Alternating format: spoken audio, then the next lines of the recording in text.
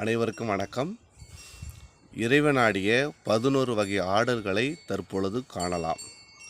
முதலாவதாக பாண்டரங்கம், கொடுகொட்டி, மரக்கால், பாவை, துடி, குடம், அல்லியம், குடை, மல்லாடல், பேடி, கடையம்னு சொல்லப்படக்கூடிய 11 வகையான ஆடல்களை இறைவன் ஆடியிருக்கிறார்கள்.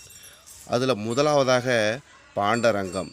சிவபெருமான் முப்புறங்களை அழிப்பதற்காக பிரம்மன் காண ஆடியது பாண்டரங்கம் என்று சொல்லப்படக்கூடிய ஆடலாகும்.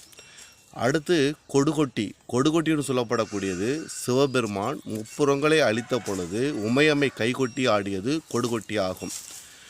அடுத்து மரக்கால் என்று சொல்லப்படக்கூடியது அவுணர்களை அழிப்பதற்காக திருமால் ஆடிய ஆட்டத்தின் பெயர் மரக்கால் ஆகும். திருமகள் ஆடிய ஆட்டத்தின் பெயர் பாவை என்று சொல்லப்படக்கூடும். கடலில் மாமர வடிவில் விழுந்திருந்த சூரனை அழிப்பதற்காக முருகன் ஆடிய ஆட்டம் துடியன்னு சொல்லப்படக்கூடிய ஆடல். அவுணர்கள் தோற்று ஓடிய அந்த வெற்றி கழிப்பில் முருகன் ஆடியது குடையன்னு சொல்லப்படக்கூடிய ஆடல் வகையாகும். அடுத்து அல்லியம் என்று சொல்லப்படக்கூடியது கம்சன் யானை வடிவில் உருவத்தில் இருந்தவனை அழிப்பதற்காக கண்ணன் ஆடியது அல்லியம் என்று சொல்லப்படக்கூடிய ஆடல் வகை.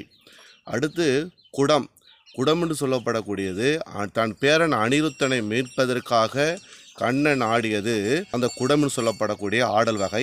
அடுத்து மல்லாடல்னு சொல்லப்படக்கூடியதும் கண்ணன் ஆடிய வகைதான்.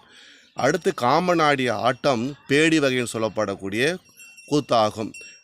இறுதியாக இந்திராணி அனிருத்தனை மீட்பதற்காக ஆடிய ஆட்டம் கடையம் என்று சொல்லப்படக்கூடும். ஆக 11 வகையான ஆடல்களும் இறைவன் ஆடிய ஆட்டங்கள். இந்த 11 வகையான ஆடல்களையும் ஆடி முடித்தவள் சிலப்பதிகாரத்தில் வரக்கூடிய மாதவின்னு சொல்லப்படக்கூடிய விலை. இறைவன் ஆடிய 11 வகையான ஆடல்களையும் நாம் தெரிந்து கொண்டோம். மேலும் வேறொரு கருத்துக்கள் வழி சந்திப்போம். நன்றி, வணக்கம்.